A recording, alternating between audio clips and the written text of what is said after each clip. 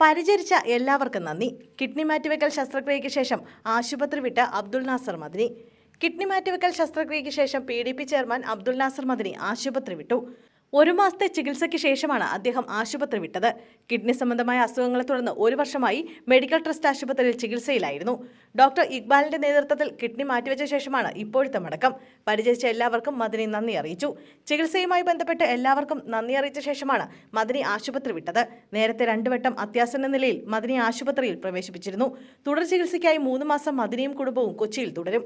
നേരത്തെ പെരിട്രോണിയൽ ഹീമോഡയാലിസിസുകൾ സംയുക്തമായി ചെയ്തിട്ടും രക്തസമ്മർദ്ദം നിരന്തരം ഉയരുകയും താഴുകയും ചെയ്യുന്ന അതിസങ്കീർണമായ ശാരീരികാവസ്ഥയെ വിവിധ സമയങ്ങളിൽ മദനി അഭിമുഖീകരിക്കേണ്ടി വന്നിരുന്നു.